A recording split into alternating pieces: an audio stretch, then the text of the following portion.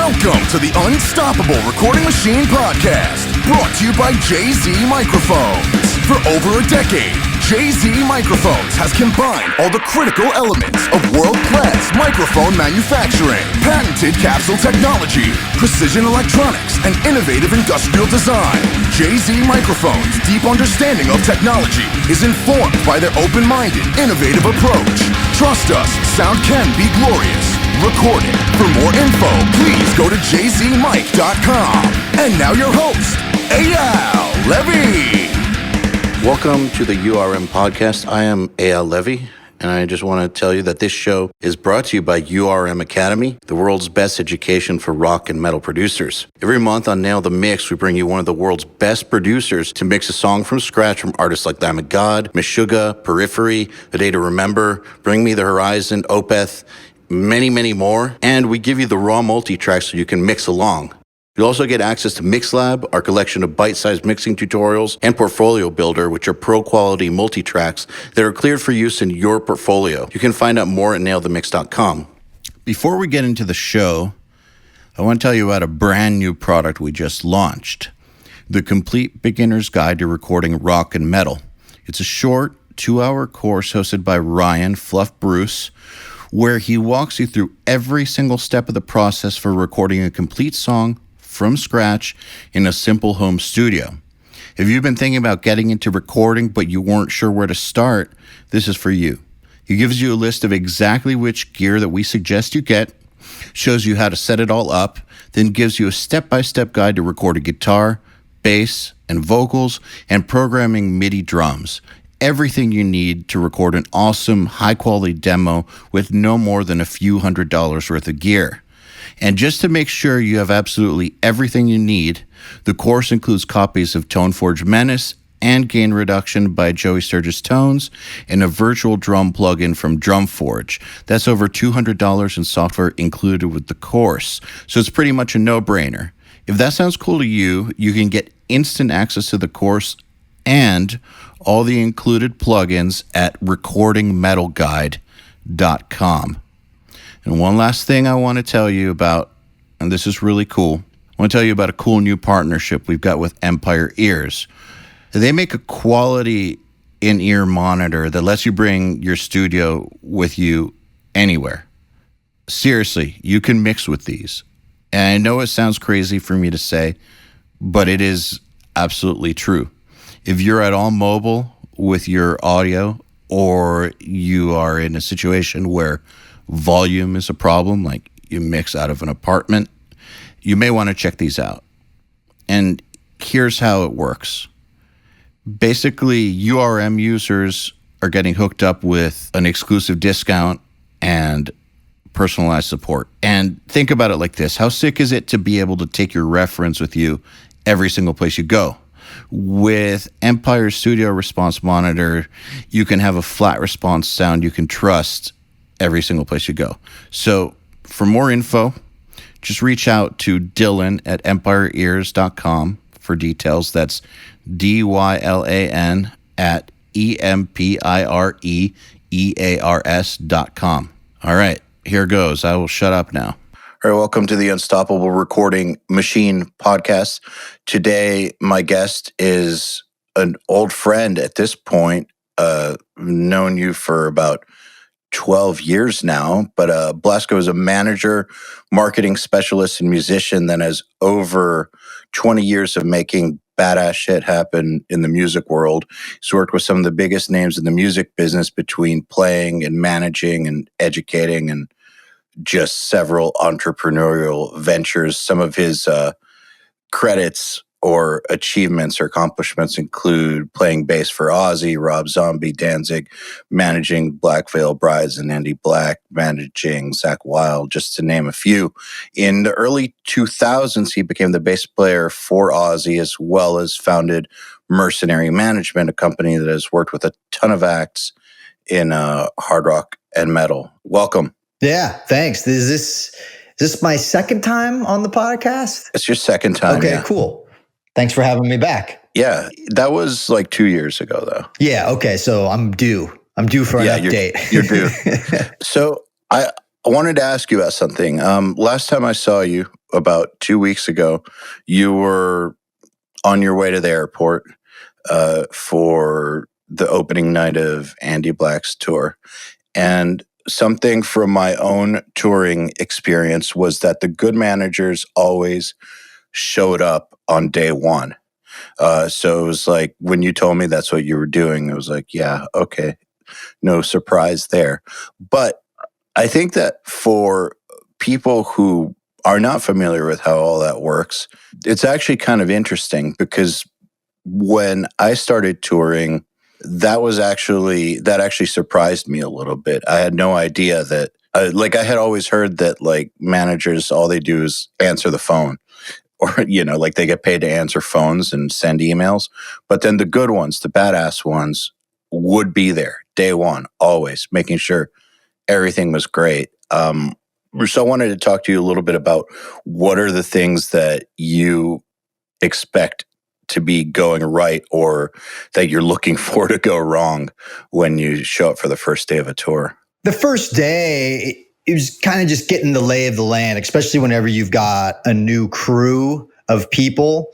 And, look, I've got nothing to directly compare it to.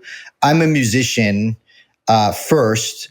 And, I've been in bands, pretty much my whole life. So whenever I go in there, assumably my perspective is maybe a little bit different than a manager who, even though they're clearly around that aspect of the business, maybe their perception of what they're doing on day one is different than me. But like, I go in there and obviously I want to make sure everything is running smoothly. I want to make sure that the vibe of the crew guys are, everyone's kind of doing their job. I think that's kind of standard issue. And then I pick apart the merch booth. I want to make sure that the merch is displayed properly, that it looks good, that it has a good consumer flow. I want to make sure that everything is priced properly. And then it's kind of digging into the show itself, making sure everything's running according to plan, making sure that the VIP is on point, making sure everyone's having a good time and not feeling rushed through there, kind of micromanaging that aspect as well. And then, of course, it's the show itself, how it runs, how the lights look, how the show looks, how it sounds. Is the front of house guy crushing it? Like, and then at the end, I'll critique it and I'll just be like, hey, maybe you can flop these songs. I didn't feel like this song went over as good as, say, the other songs. Maybe the encore could be 2 songs instead of 1. You know what I mean? Things of that nature. And then it's a matter of then, after day one, looking at the merch, seeing what sold, seeing what was a little lackluster. And then that way I know how to kind of pivot and what to reorder a week or 2 down the road versus what I can kind of phase out and focus more or less on, and just any improvements that need to be done with the sound and lights, and make sure that's all going. So that by the time that you roll through the bigger important LA, New York, London's, everything is looking and sounding amazing. So it's just a general overview of an intense micromanagement situation. So that way, whenever, because typically I like to go to the first show, then I like to go to LA, New York, and London, sort of the big major players. New York, LA, obviously, because the guest list is insanity, especially for a band that's from LA. New York, because that's where like label people are. So you've got your whole label contingent coming out.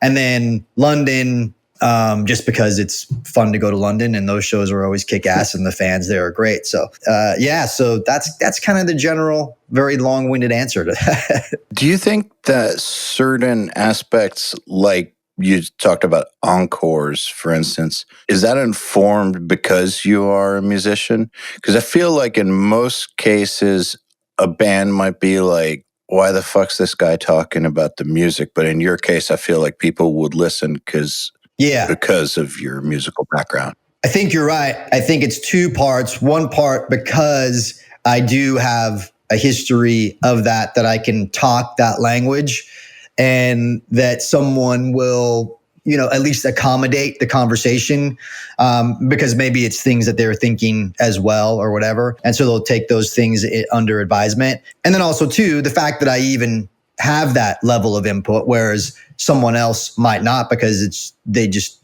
don't know. They're just not coming from the same. They just don't have the same experience that I have. Yeah. The other aspects, such as merch and the way it's set up, all that stuff, the presentation, is that something that you then you set up? You have the way you want it, and then you communicate that to the tour manager, or like who do you delegate all that stuff to, just to make sure that it's not just like, look busy, Jesus is coming, and then the next day. Yeah. Oh, well, I'll deal with the merch guy directly, and typically never have any issues once it's up and running at a place to where we like it. And look, maybe we need to order some extra lights or something extra that wasn't there. Obviously I rope in the tour manager. We make sure everything is going according to plan. But if I see any red flags, because I'm getting merch reports every day, I'm getting, attendance reports every day. If I'm seeing red flags of like, oh, that's weird, like we had a bad night in merch, what happened? And then that's the tour manager's responsibility to kind of report back on anything. And maybe it was just a bum night, or maybe something happened. But that's then me micromanaging from home versus being on the road and seeing it firsthand. So it's kind of the delicate balance of all that. But that's kind of why it's important, I think, to go to that first show, is to get that lay of the land, so that whenever you get a report back from the road, you kind of understand, you got a visual of what's happening. Does that make sense? Yeah, absolutely. My experience is in being in a really small band. I don't have any internal feeling for, I guess, what's normal and what's not when it comes to merch. But I can tell you from URM that there's a general baseline, numbers wise, that if that doesn't come in, it's not like I get really fucking scared or anything. But like, there's a certain number at which point, like, if it were a comic book, the 3 exclamation points would go up above my head and start looking at things. And generally it resolves itself. But without naming specific figures, what's generally your safety zone, or what's the point where you start saying, what the fuck's going on? Like, is there a percentage or a range? I mean, it comes down to a matter of consistency, I think, right? So at the first week, we'll maybe set a tone for the numbers and the per head. So what you do is you take your, to kind of break it down, there's something called your per head number on merchandise, and what that is that's the sort of the equation of your attendance divided by the amount of merch that you sold, and that gets you your per head, meaning on average the fan spent $20, and that's based on the overall amount of merch sold that night, like I said, divided by the attendance or whatever. So first week we'll generally set a tone for where that number is, whether it's $10 a head or $20 a head or fucking $100 a head. And so if you see a drastic dip in that plan, then you kind of got to look into it and ask some questions like, hey, what happened? Oh, it was, who knows what the answer is. Fortunately that doesn't happen very often. And if it does, there's a legitimate reason for it. But yeah, it's just got to set the tone. Every band and every situation is different, right? Of where their trajectory is located in terms of tour merch. It's going to be different if you're an opening band versus a headlining band. Absolutely. And it's also going to be different if you're in a bar versus if you're in an arena. So Zakk's, for instance, Zakk numbers are going to be different as him playing in Black Label headlining versus Zakk Wylde being the guitar player in Ozzy Osbourne that has his merch at the merch booth in arenas, but him playing in Ozzy's band. Those are very different numbers and very different equations. For an opening band, I think the equivalent would be the difference between a tour where you have to price match and a tour where you don't. Is going to give you a radically different result. Yeah. And I mean, look, price matching is, for anyone that doesn't know, if you're an opening band on a tour, you have to set your prices the same amount as what the headliner dictates. So if the headliners are selling their shirts for $35, you have to sell your shirts for $35. That's just the way it is. Some situations don't do that, but I find those to be very few and far between. It's accepted. It's not like anyone comes in grumbling. Like everyone knows that price matching is a real thing. I always liked it. I found it to be advantageous. Yeah. Just because the headliner is always going to smoke you, or almost always, like they're just going to trounce the openers for the most part. Yes. So that price match helps you make up for that trouncing. Yeah. So I think it's a good thing.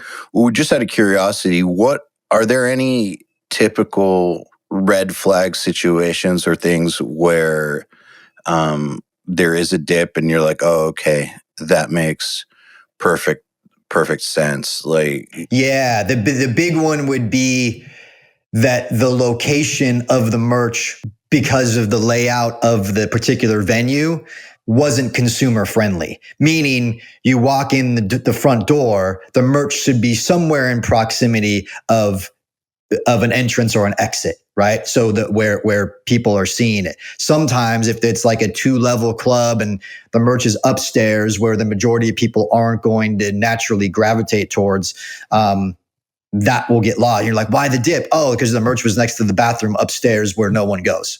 That would be a typical like red flag, warning of like, why did we do so bad in merch? Oh, because the location sucked. And is that something where if that happens, you're like, yo, tour manager, how did you let that happen? Or is it the club made it happen? There was no choice. Yeah, I mean, look, that type of thing happens infrequently, but it does happen. And it's just because that's just the way the club is situated. Like at the time in the world when the club was built, they didn't take into consideration where the band's merch was going to go because it was probably built before band merch was even popular, or like a thing. So, and then also too, you got to consider, it's like, I mean, if we're talking about like working your way up the ladder, if you're first of 5, you got to consider there's 4 bands in front of you that get to pick, so if you're that 5th band, man, you're limited on space of where you can actually set your stuff up. So, that's just par for the course. Yeah. Speaking of clubs and merch, what are your thoughts on having to tip out a percentage to the club for your merch? I think it sucks, although I understand that they're giving you a platform to sell your products. So should they be getting a piece? I don't know. It's debatable. I mean, they should give you a piece of the bar then. Correct, because we're bringing in people, that are there. I mean, it's a delicate balance. It's an argument that I don't know that anyone's going to win, because they just be like, oh, that's cool. Then you just can't sell your merch here, which obviously no one is ever going to do. Yeah. And so I mean, not everyone can be Fugazi, and make their own rules and do what they want, and not have merch and not care, and tickets are $5 to get into the show. You know what I mean? Like not everyone's got that kind of heavyweight mentality that they can kind of just dictate the rules. Most people got to play by the rules.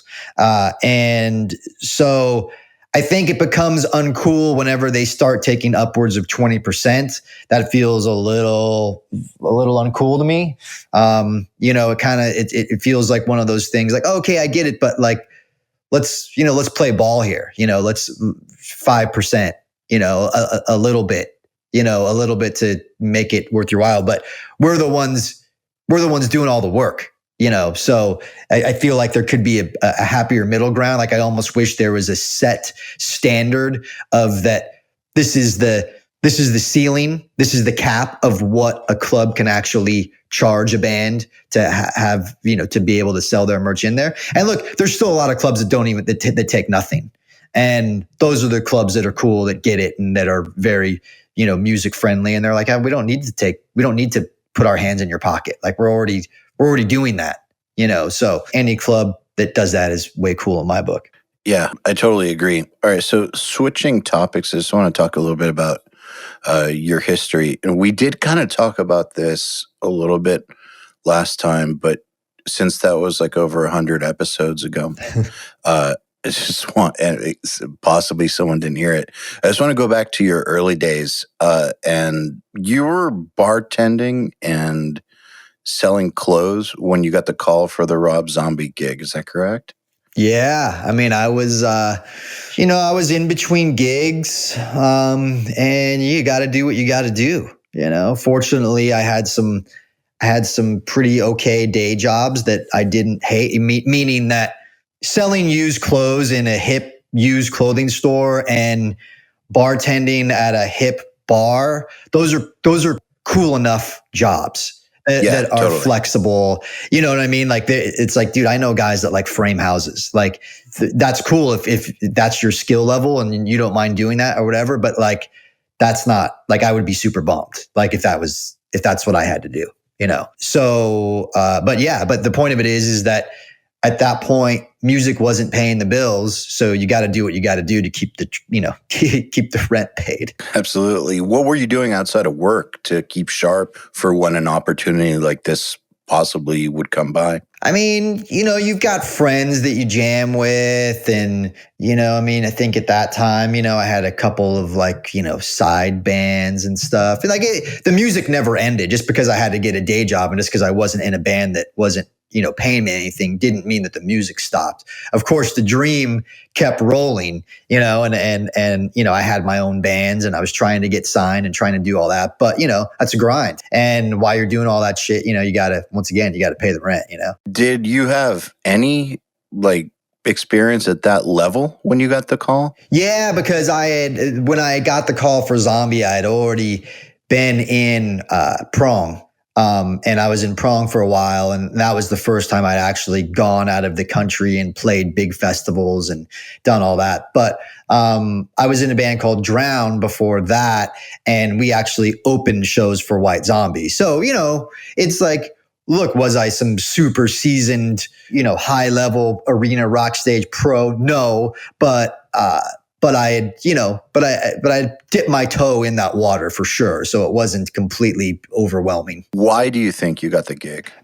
Specifically, I got the gig because of being in a small circle of people in that whenever I was in Drown, we were managed by Walter O'Brien and Andy Gould, and those two guys, their company was called the Piranha Brothers, or Concrete Management, and they managed White Zombie, Pantera, Prong, and The Obsessed, and a few other things I don't remember. But the point of it is they managed Pantera and White Zombie in those bands' breakout heyday. So because Drown was managed by them, I got in that circle. So whenever I left Drown and was on my own, whenever Prong needed a guy, I was in that circle. So I got a call. And then likewise, whenever White Zombie needed or Rob Zombie needed someone, I got a call because I was in that circle. It's kind of like at that level, whenever someone needs a band member, it's kind of like you go to your immediate circle and you go like, hey, I need a guy. Who do we know? Oh, I know this guy that was in Prong and Drown. Oh yeah, they opened for us. Oh, that's cool. Like, yeah, get him over here. It's interesting, like on the news, when you hear about corporate people hooking up their friends or their inner circle, it's made out to look like a really bad thing. But I've thought about it. And any time that I've had a real problem or a position to fill or something like that, I've always looked to my inner circle first because I know them and I trust them. Why would I go to a complete stranger that's a question mark? I think that people who criticize that sort of thing haven't really thought it through all the way, or are just pissed that they're not the ones who got the opportunity, and are not realizing that's basically the way the entire world works. People go to who they know first. Look, I mean, it's a topic that I'm sure you guys have covered over podcast and at your conventions, is that your network is your net worth. And Yes. in this business, there is no truer statement. And there's no true reality. Yeah. I mean, the musical skill part is almost secondary. I mean, it's great, but if you don't have that network in place, this shit is just not going to happen. For sure. And also, too, a good reputation, right? It's one thing to have a network, but if you have a network of people that all think you're an asshole, that's not helpful. You know, you have to have a network of people that want to pitch you for gigs, or that you're top of mind whenever someone's looking for a bass player. Hey, man, you know any bass players? Yeah, Blasko's, he's super cool, man. He toured with so-and-so and, whatever. It's like I play in Zakk Sabbath, our Black Sabbath cover band. Our drummer is Joey Castillo, who I played with in Danzig, who obviously went on to play in Queens of the Stone Age and whatnot. But he's a guy that whenever someone is looking for a drummer, like he's the guy that gets a call. Like, for instance, he's going to be filling in a tour with the Hives. It's the Hives and Refused, and he got the call. Because the Hives is looking for a guy and he's top of mind. He's a reputable dude. He's played in some cool bands. He's super reliable and super cool. It's like, that's how you got to be. That was actually going to be my next question or comment, was that, I mean, yeah, network is cool and obviously crucial, but that couldn't have been all of it alone. And so obviously people thought of you highly enough to put their own neck on the line. That's another thing that I think people need to realize, is that when someone is recommended, it's not just that someone is being recommended. You are taking a risk to your own reputation by recommending someone. So you have to be beyond solid for someone serious to actually recommend you. Yeah, I mean, that's a fact. I mean, you're totally right in that if I'm going to recommend somebody, I know that my reputation is on the line. I got to make sure that they're going to show up and do a great job. There's plenty of people that I'm reluctant to put in that mix because of that very reason, because I don't know that they're 100% reliable. And stuff. So yeah, I mean, you got to be cool, reliable, and knowing your craft and understanding the gig. And playability is one thing, but being a cool guy is a whole other thing. I mean, it's like, especially if we're talking about hired gun guys, like someone to go on tour with. It's like, man, you're only on stage for an hour and a half. It's the other 23 hours of the day that are way more important than that 1 hour on stage. What do you normally do with those other 23 hours to keep yourself sane? Well, fortunately, I've got a business that I gotta run from the road, and I'm fortunate that it's flexible enough in that as long as I got my cell phone and my laptop and Wi-Fi, and I don't even need Wi-Fi, I can just roll off of 3G, but like as long as I'm connected, my business can run. Because I can reach my clients and I can reach my staff, and fortunately I've got a lot of extra time in the day to make sure that train continues to roll. So that's what I do. Other people, I don't know, but I can only speak for myself. And that, I do a gig and then I go back to work. To me, the gig is an escape from work, right? That's my vacation. That's me playing hooky for an hour or two. That's that. But primarily on the road, man, I'm grinding. Do you wish that musicians took that downtime more seriously? I just noticed that musicians on tour waste so much time just sitting around doing nothing. It's easy to fall into that trap, I think. Maybe a little less so now because everyone is connected. It's interesting. I think me being somewhat unique in a way in that, I've been putting out records and being in bands since 1986. And, here I am, and I see and work with musicians now, and they don't look at me as how I look at me, and I go like, guys, like, I understand that you want to do what you want to do, but just remove your head from the clouds for a minute and take a look at me. I play in one of the biggest bands in the world, right? And I have a side hustle that I've been doing for like 13 years. And that's working with you guys. So, take that into consideration. You know what I mean? I'm not saying that anyone's got to abandon their dreams and their hopes, but it's just the reality, I think, to me, that no one can really consider music as a sole source of a stream of income. And there's so much opportunity out there for everyone now that they can create additional sources of income that are flexible and that you can do from the road and that can be fun in the meantime. Because look, at the end of the day, our music careers really aren't up to us. They're in the hands of very fickle fans that may be here 10 years from now and may not be here 10 years from now, right? And so that career isn't necessarily indicative of how long we would like it to go. It's not up to us. So whenever I got the gig with Ozzy Osbourne, that's whenever I started my side business, because I realized whoa, I'm kind of nearing the end of the road, meaning that I don't want to play in a band that isn't as big or bigger than Ozzy Osbourne. I felt like I've climbed the ladder up to a point to where I reached the top of the mountain, and now's a time to where I gotta kind of get serious. And because Ozzy eventually at some point is going to retire, and there's not going to be a whole lot of bands to jump into at that point. So I got to get smart with my opportunity right now. And I got to build something so that 10, 15, 20 years from now, whenever he retires, that I've got something that I can roll right into. And I feel that a lot of people don't look at me as an example and take it seriously. Hey, everybody. If you're enjoying this podcast, then you should know that it's brought to you by URM Academy. URM Academy's mission is to create the next generation of audio professionals by giving them the inspiration and information to hone their craft and build a career doing what they love.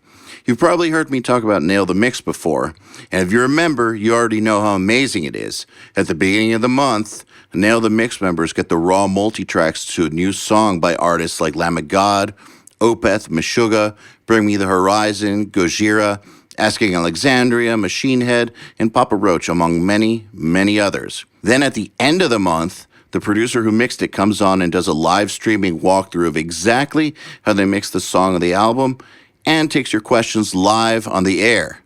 You'll also get access to MixLab, our collection of dozens of bite-sized mixing tutorials that cover all the basics, and Portfolio Builder, which is a library of pro-quality multi-tracks cleared for use in your portfolio, so your career will never again be held back by the quality of your source material.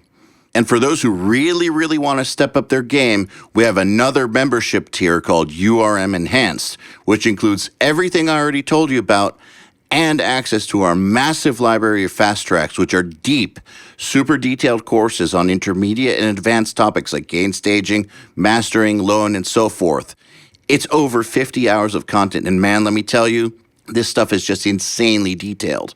Enhanced members also get access to one-on-one office hours, sessions with us, and Mix Rescue, which is where we open up one of your mixes on a live video stream, fix it up, and talk you through exactly what we're doing at every step. If any of that sounds interesting to you, if you're ready to level up your mixing skills and your audio career, head over to urm.academy/enhanced to find out more. It actually is one of my biggest fears from childhood. My dad used to tell me about that. He would point this out a lot because he's a musician too. One of my biggest fears was to get old and have to do covers and a day job just to pay for a bad apartment. Mm-hmm. That was one of my biggest nightmares about music. You can be in the biggest band in the world, I think, and if you don't properly plan out what's going to happen after, unless you're the number one, you're getting most of that publishing money and have that kind of setup, unless you're that guy or those two guys, you really need to plan what's coming next, or you could go from, top of the world to one-bedroom apartment at the age of 65. Yeah. It's very realistic. Without a doubt. And I didn't want to be that guy. Like I didn't want to be the guy that it's like all that was 50 some years old and Ozzy, does his, retirement. And then I'm like, oh, now what? I thought this was going to last forever. How could I think that? Like, that was, it was a survival mode that I immediately got into, that I was like, man, like I can't be a 50 some year old dude with a skill level of bartending and playing bass in metal bands. What am I going to do? Like like I said, I gotta utilize this time that I've been fortunately given to build something on the side that I can then ride off into the sunset. Sounds like the Ozzy gig was both amazing and terrifying then. Without a doubt. Because I mean, you got to think about it like that. You spend your whole life trying to get to an unattainable goal. Then when you get there, you're like, holy shit, I never thought that I would get here. And then you're there and you're like, oh, but now what? Like I'm here. This is awesome. But I got to figure out what I do after this now. I never thought I would have to think about that. Yeah, I mean, I agree. People should take you as an example. So what you meant by people see you differently than you see yourself, do you mean that they probably see you as like some rock star dude in a huge band and everything is just set, whereas you see it as the future is uncertain, gotta grind this out to make it happen no matter what? Well, yes, there is one part that, definitely that. And then the other part is not seeing that I'm in a tremendously huge band, but yet I have a side hustle that they just see me as like manager guy. Oh, yeah, you're just like manager guy. It's like, no, you really are looking in the mirror right now. Like I am no different than anyone that I manage, or like anybody that's in a band that's a hired gun, right? Whether I manage them or not. It's like, dude, look at what I'm doing. Like I'm not chilling. Like I don't get off stage and go to strip clubs, and then wake up at 1 p.m. and then hit the repeat button. That's not what I do, and that's fine. I mean, hey, look, anyone that can and wants to do that, fuck yeah, all day long. Great. Good for you. But like, I can't be that guy. And that's what I'm saying. It's just like, someone that's like, oh man, I don't understand how you do what you do or how you make the time. Or dude, fuck, you make the time. Reality's real. Like you make the time, and it's interesting because I'm seeing a little bit more people kind of take a similar path now to where they're like, man, like I can do this myself. I do know enough about the business. What exactly are my expectations? Do I need to rely on someone else? Can I keep that money for myself and figure it out for myself? Yeah. You're seeing a lot of smarter musicians these days doing that. I know that you have a very clear perspective of seeing guys like that. Hell, I mean, you're one of them, So, I think it's interesting as we go more into the digital tech world and things become at your disposal and you see you get a clear observation of the way that the world works, that we're getting a wave of brighter musicians and brighter bands. Well, the thing that you said earlier, I realized a long time ago, which is that it's not up to us. And so, I would have loved for my band to get a lot bigger, and I worked really, really hard at it, but it just was not in the cards. And I thought that it would have been really pathetic to keep pushing for something that's clearly not going to happen. And I didn't want to be a producer either. That was just kind of, something I could kind of do well enough. But I don't know, that whole thing about it is not up to us, that was super, super clear to me. Like I've always known it, but then once the band got signed and we started touring and I saw how everything worked, it was just like reality check. You can do everything. And if the public is not your partner in this, nothing's going to happen. And like you could do literally everything you need to do. And you'll watch another band do a little less and go 20 times further because the difference is the public supports them and that's not up to you. Yeah. It's kind of like if you're a dude who, who has a crush on a girl and she doesn't like you, there is literally nothing you can do about it. It is what it is. You just gotta get over it. I think it's a similar thing. You can't control how other people are going to feel, but you can control what you're going to do to not lose at life. Yeah. I wonder, though, with musicians nowadays, I do agree there's much smarter musicians. And I do remember actually on tour sitting around thinking, wow, so many of these people are not taking advantage of this opportunity that they've got. Blows my mind. Does that make it harder, though, for you as a manager? Meaning what? Like that there's less of a role, possibly? Or does it make it easier for you with musicians being smarter that you can have better partners, less hand-holding? That's the way I look at it. You get people in there that sort of are less glossy-eyed about realities of this particular business. And you've got people that are going into it with a different type of mindset, something with a better sense of a work ethic, someone that understands, the difference between gross and net, right? Someone that understands that like we all want to be big and we all want to be successful, but while we're climbing up the ladder, we still need to be as successful as we can be, even at a smaller level.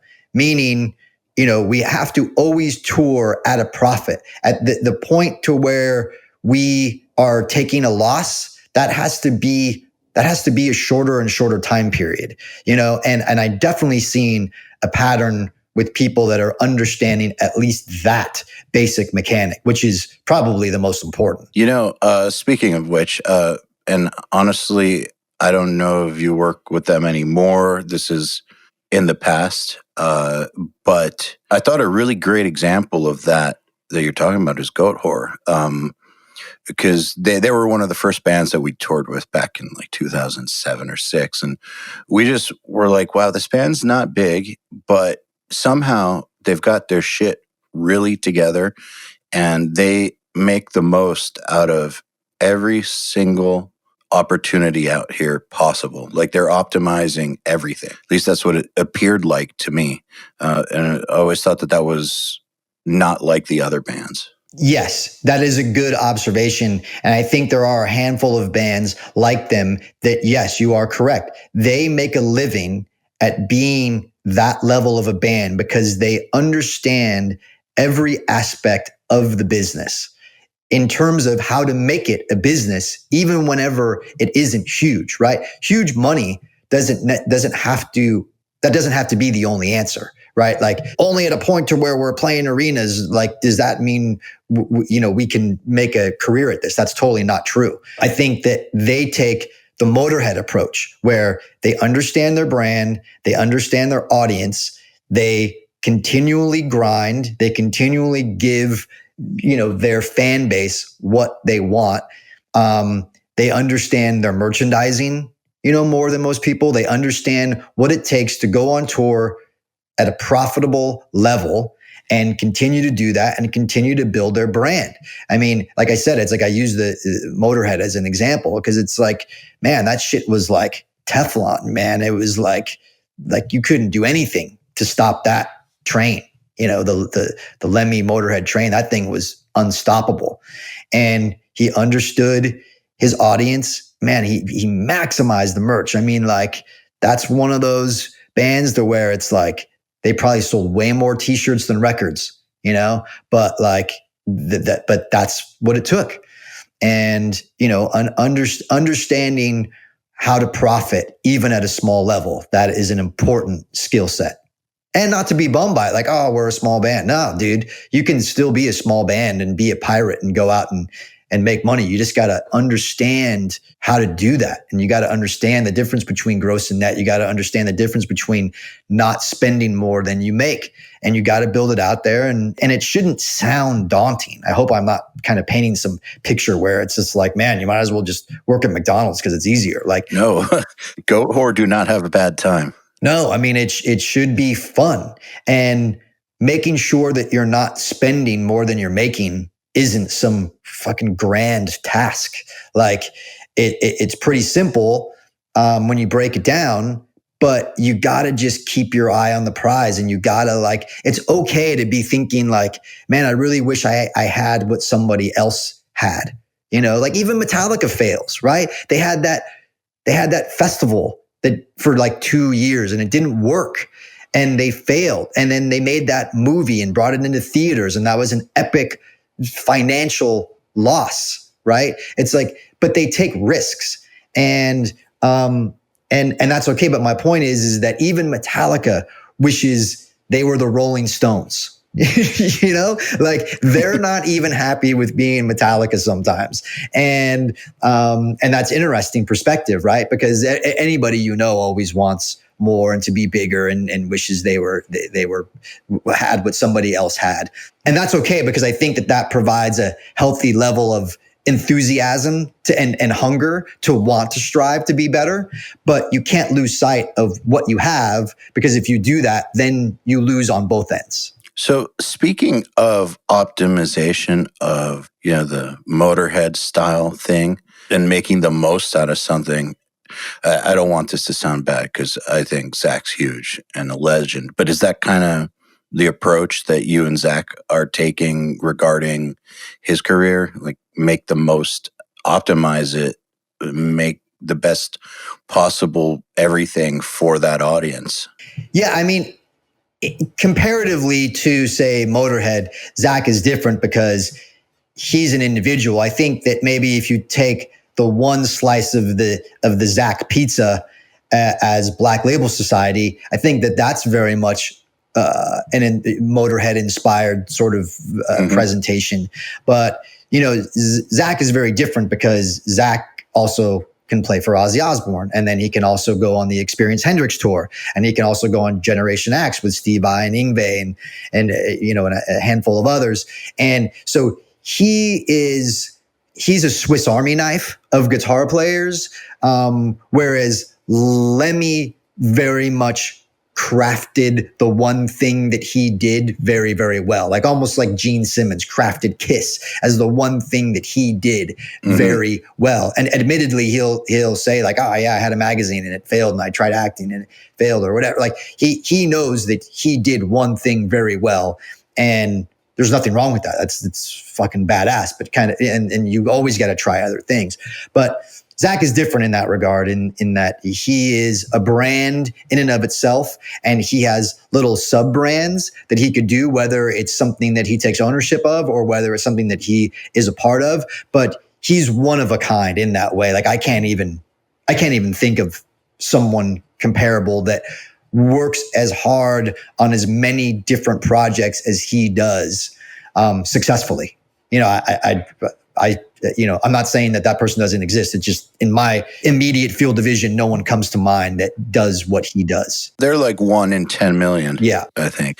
But he's always been that way. I remember, I mean, I was really, really young when No More Tears came out and stuff. That's when I became aware of him. But like, I remember even back then he had like the acoustic side project and was just doing different things. Like he wasn't just the lead guitar player in that band, even though he was the lead guitar player in that band and he was incredible. People didn't ever see him as just that guy in the band. They saw him as his own entity who did whatever he wanted. Yeah, and there's a handful of things that you can take away from the Zakk model.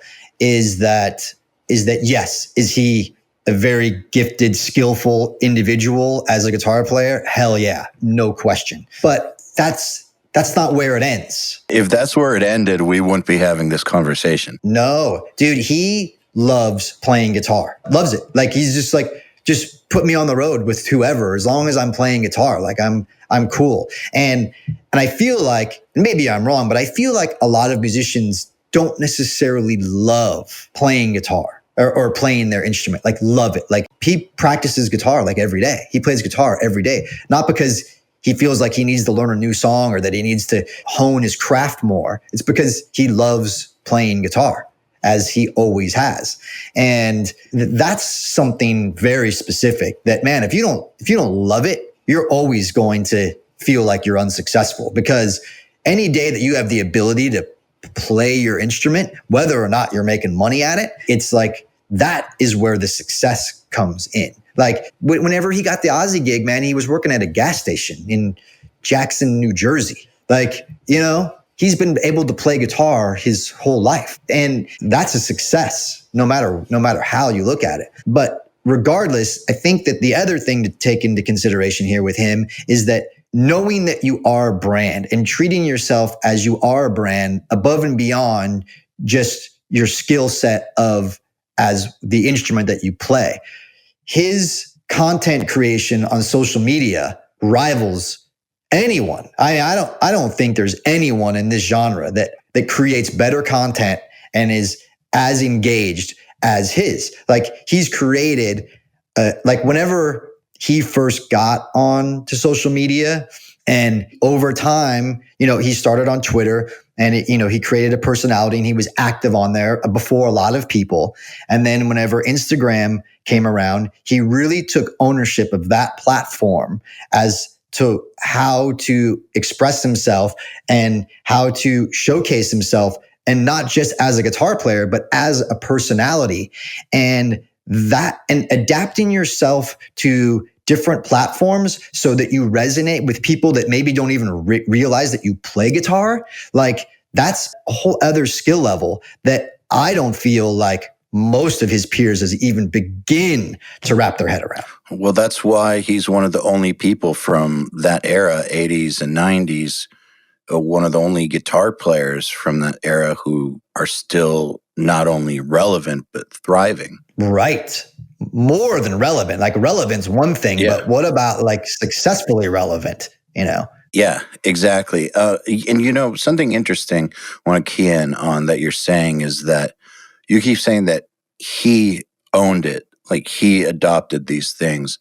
Sounds like you didn't have to force him, like the situation where a manager has to talk the band into making social content, and the band will do it begrudgingly because they have to promote, but it's not fully owning it. Man, I remember his Twitter blasts back. They were hilarious. Yep. I remember that shit. It was super engaging. He'd just go on these rants that were like, before Twitter rants were even a thing, he was Twitter ranting. And he was one of the first famous people I saw who would have like a 12-part tweet that was just amazing. Just one after the next, after the next, after the next, just pummeling stuff.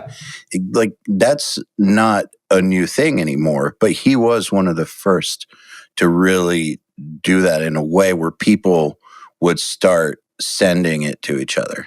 I remember that. And so obviously you guys have this massive history together and all that, and he's great and all that stuff is taken into consideration. But the fact that he owns this stuff, does that make all the difference in the world to you as a manager? Well, yeah, because he's not afraid of it.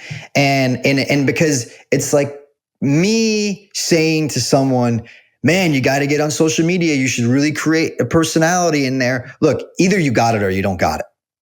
And I feel like sometimes things are really that simple. Like it's one thing to be skillful at your craft, but it's another thing to have a personality. And in this day and age of social media, a talent is or a skill is only going to get you so far. A personality is going to get you way further, because that's just the world we're living in. And there was at no point did I tell him, like, it would be great, man, if you made like these really funny videos on Instagram. Like, no, I didn't have to tell him that. Like he innately knows what he's supposed to do. He can look at the platform and he goes, oh, what works really well on here? Like, I'm a magician guitar player. Like, I know people like to see my sweeping, magical skill level of guitar playing, but above and beyond that, that gets boring. Like, I got to do stuff that's funny. I got to do stuff that's engaging. Like, I have to find more impressive ways to announce a tour or a product or whatever. And he's mastered it. Just like he's mastered guitar, man, he's mastered social media. And once again, it's because he's got a personality and knows how to showcase it. And he's taking advantage of the platform that's available to him.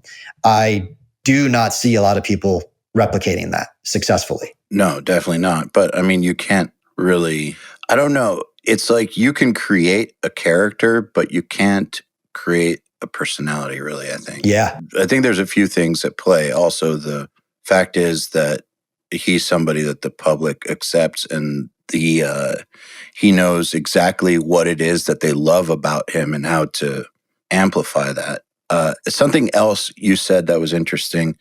I just did an episode of this podcast with the singer from Fall Out Boy last week, actually, and we were talking about musicians and writers, and he's very, very serious about songwriting. He was saying that that's all he ever wanted to do.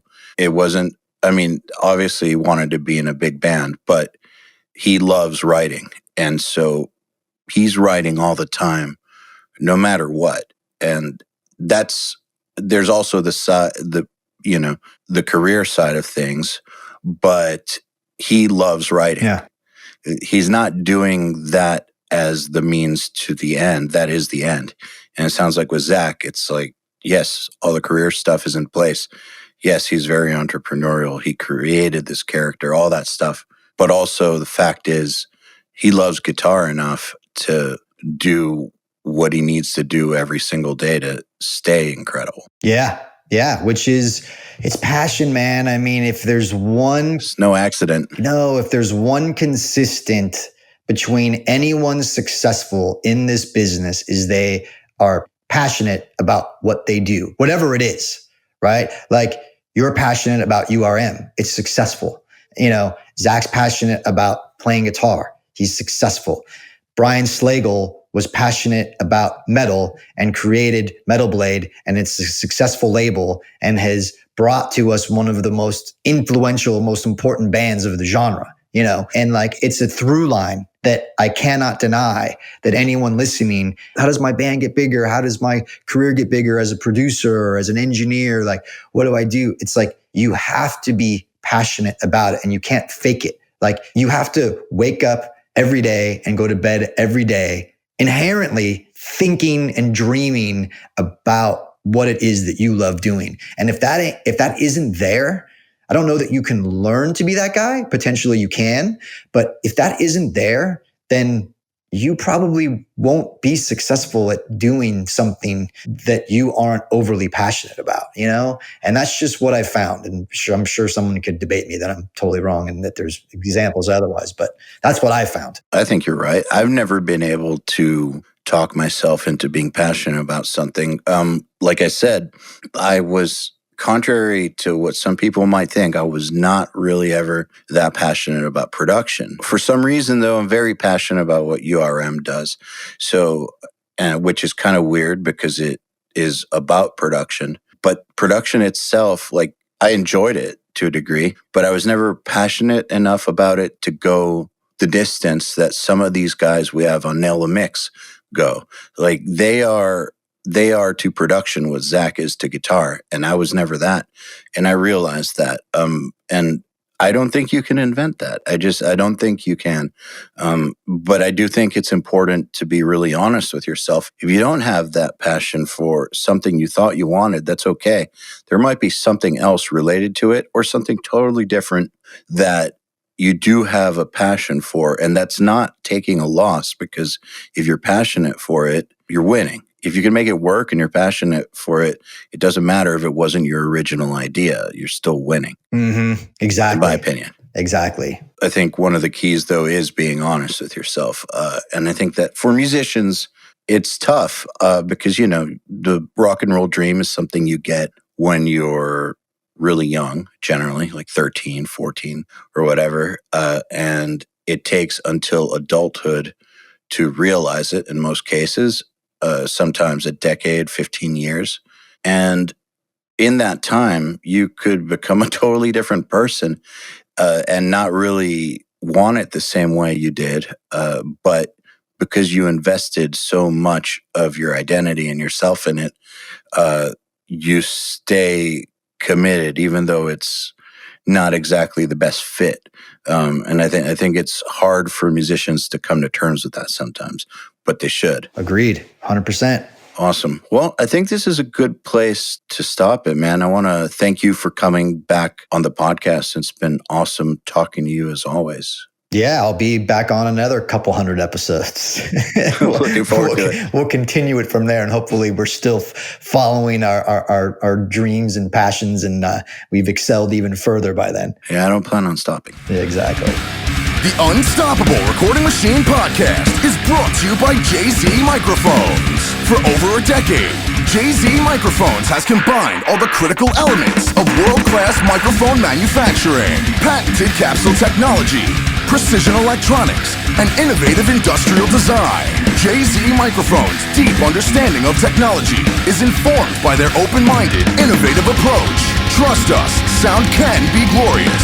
Recorded. For more info, please go to jzmic.com. To ask us questions, make suggestions, and interact, visit urm.academy and press the podcast link today.